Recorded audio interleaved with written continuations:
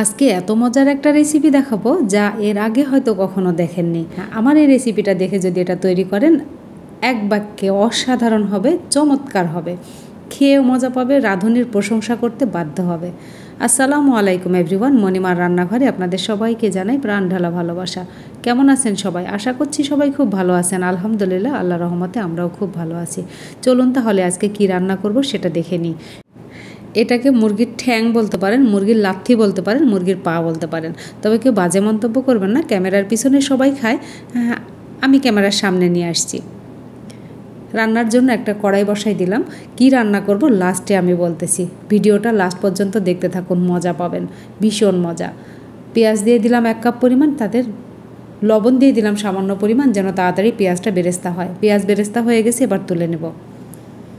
ঠিক এই কালার করে নেবেন, বেশি কালো করলে কিন্তু বিরিয়ানির কালারটা খারাপ হয়ে যাবে। আমি মুরগির পা দিয়ে বিরিয়ানি রান্না করব। 6-7টা কাঁচামরিচ ভেঙে দিয়েছি, এগুলো ডিপ ফ্রিজের মরিচ ছিল। 4 চা চামচ আদা রসুন বাটা দিলাম। পেঁয়াজ বাটা দিলাম 3 চা চামচ। গরম মশলা দিলাম, দারচিনি, এলাচ, লং সব দিয়ে দিলাম। তেজপাতা দিলাম 2টা দিয়ে এখন মশলাটা খুব ভালো করে ভুনা করে নেব। মশলা ভুনা হতে থাক, ততক্ষণ আমি মুরগির পাগুলো ধুয়ে নিয়ে আসি। মুরগির পাগুলো আমি আধা ঘন্টা আগে লেবু দিয়ে ভিজিয়ে রেখেছিলাম। লেবু দিয়ে ভিজিয়ে রাখলে মুরগির একটা যে গন্ধ থাকে, সে গন্ধটা একদমই থাকে না, খেয়ে ভালো লাগে। এভাবে ধুয়ে একদম সাদা পানি বের হয়ে যাবে, তখন ধোয়া কমপ্লিট। এই যে একদম ধোয়া কমপ্লিট হয়ে গেছে, এরকম সাদা পানি বের হবে, তখনই বুঝে নেবেন এটা ধোয়া হয়ে গেছে।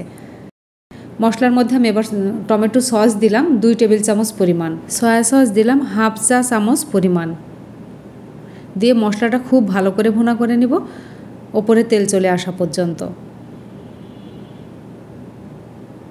মশলা কষানো হয়ে গেছে, এখানে কয়েকবার আমি অল্প অল্প করে পানি দিয়ে মশলাটা খুব ভালো করে কষিয়ে নিয়েছি। এবার পাগুলো দিয়ে দিলাম। পাগুলো খুব ভালো করে গরম পানি দিয়ে পরিষ্কার করে নেবেন। এখানে পা আছে, মুরগির গুদ্দা বলে, অনেকে গিলা কলিজা বলে, কলিজা আছে, গিলা আছে, মুরগির গলা আছে, এগুলো সবগুলো দিয়ে, মুরগির মাথা, এগুলো সব দিয়ে ইয়ে করে নিয়েছি। আর এখানে পোলাওর চাউল নিয়েছি, পোলাওর চাল খুদ যেটা বলে, এখানে চচ্চড়ি খাওয়ার জন্য একটা চাউল পাওয়া যায়, সেটা দিয়ে আমি রান্না করব। এটা এই স্ট্রেনারের মধ্যে করে ধুইলে চাউলগুলো খুব ভালোভাবে ধোয়া হয়। চাউল ধোয়া কমপ্লিট হয়ে গেছে, এবার আমি মাংসটা আবার দেখে নেব। যেহেতু বিরিয়ানি রান্না করছি, তাহলে তো দুধ লাগবে, টক দই নাই বাসায়, সেজন্য দুধ দিয়েই করছি। লবণ দিয়েছি স্বাদ অনুযায়ী, ঝাল লবণটা সবসময় নিজেদের স্বাদ অনুযায়ী নেবেন। আর চিনি দিলাম 1 চা চামচ, স্বাদের ব্যালেন্স তৈরি করার জন্য।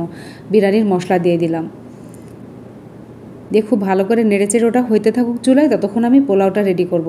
পরিমাণ মতো তেল দিয়েছি, আমি সরিষার তেলে রান্না করছি, আপনারা চাইলে সাদা তেলে রান্না করতে পারেন। পেঁয়াজ বাদামি রং হয়ে গেছে, এটা বেশি লাল করা যাবে না, তাহলে বিরিয়ানির কালার কালো হয়ে যাবে। ধুয়ে রাখা চাউলগুলো দিয়ে দিলাম। আর এটা দেখে নিন, একদম খুদের চাউল, যেটা এখানে পোলাওর চাউল খুদেরটা পাওয়া যায়, সেটা চচ্চড়ি খাওয়ার জন্য বলে এরা, এখানে খায়। এখানে এসে আমি এটা খাওয়া শিখেছি। আদা রসুন বাটা দিলাম 2 চা চামচ, আর সাথে গাজর দিয়ে দিলাম। গাজরগুলো আমার ডিপ ফ্রিজে রাখা ছিল। জাল এ পর্যায়ে কিন্তু একদম লো আছে। পোলাওর চাউলটা ওদিকে হতে থাকুক, আমি ততক্ষণ এটা নেড়েচেড়ে নামিয়ে নিব। রান্না কমপ্লিট হয়ে গেছে। 1 চা চামচ ঘি দিলাম, আর 1/2 চা চামচ কেওড়া জল দিলাম, আর ভেজে রাখা বেরেস্তাগুলো দিয়ে দিলাম। দিয়ে খুব ভালো করে নেড়েচেড়ে এখন ঢাকনা দিয়ে ঢেকে রাখবো।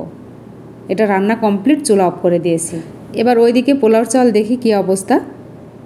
পোলাওর চালটা ভাজা হয়ে গেছে।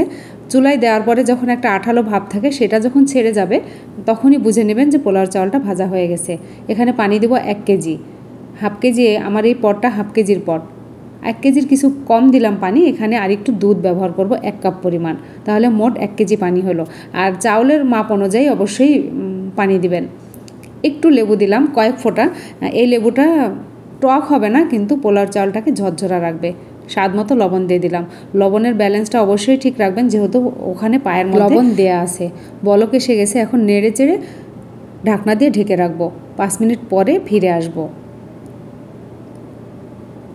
5 মিনিট পরে আবারও একটু নেড়ে চেড়ে দিব, যেন চারিদিকে চাউলটা খুব ভালো মতো সেদ্ধ হয়।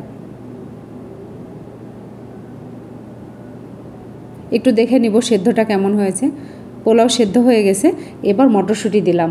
মটরশুঁটিটা লাস্টে দেওয়ার কারণ হলো, আগে দিলে মটরশুঁটির কালারটাও নষ্ট হয়ে যায় এবং খেয়েও ভালো লাগে না, এই জন্য এই সময় দেয়া। একটু নেড়েচেড়ে মিশিয়ে দিয়ে সেই রান্না করে রাখা পাগুলো এখন দিয়ে দিব, যেটা ছাড়া বিরিয়ানি অসম্পূর্ণ।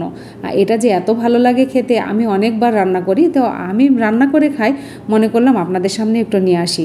ক্যামেরার পিছনে কিন্তু সবাই খায়, আমি ক্যামেরার সামনে নিয়ে আসছি, দয়া করে কেউ বাজে মন্তব্য করবেন না। এখানে 4-5টা কাঁচামরিচ দিয়ে দিলাম, এটা শুধু ফ্লেভারের জন্য। 1 চা চামচ ঘি দিয়ে দিলাম। এই ঘিগুলো কিন্তু আমার বাসায় তৈরি করা। আর ঘিয়ের রেসিপিটা যদি দেখতে চান আমার চ্যানেলে দেওয়া আছে, আপনারা চাইলে দেখে নিতে পারেন। এখানে কেওড়া জল 1/2 চা চামচ দিব আবারও দিয়ে খুব ভালো করে এটা সমান করে দিয়ে ঢেকে রাখবো চাপা দিয়ে। আর ওপরে এবার বেরেস্তা ছড়িয়ে দিব, ঢাকনা দিয়ে ঢেকে রাখলাম। এরপরে পরিবেশনের জন্য নিয়ে আসবো, একদম চাপা ঢেকে রেখে দেবো আধা ঘন্টা, তারপরে ফিরে আসছি। দেখুন মাশাআল্লাহ কি সুন্দর হয়েছে, মনেই হচ্ছে না এটা পা দিয়ে রান্না করেছি, মুরগির পা দিয়ে। এত মজা। আমার এই রেসিপি যদি আপনাদের ভালো লেগে থাকে তাহলে ইউটিউব থেকে দেখলে সাবস্ক্রাইব করবেন, বেল আইকন টিপে রাখবেন, ফেসবুক থেকে দেখলে ফলো দিয়ে রাখবেন, তাহলে নতুন রেসিপি আপলোড করার সঙ্গে সঙ্গে আপনারা নোটিফিকেশান পেয়ে যাবেন। লাইক কমেন্ট শেয়ার করবেন ফ্রেন্ডস অ্যান্ড ফ্যামিলির মাঝে, যারা নতুন তাদের শিখতে সুবিধা হবে। আপনাদের একটা লাইক কমেন্ট শেয়ার আমার রান্নার প্রতি অনেক আগ্রহ বাড়িয়ে দেয়। আগামী রেসিপি নিয়ে আসা পর্যন্ত আপনারা নিরাপদ সুস্থ সুন্দর থাকবেন, আমাদের জন্য দোয়া করবেন। আল্লাহ হাফেজ।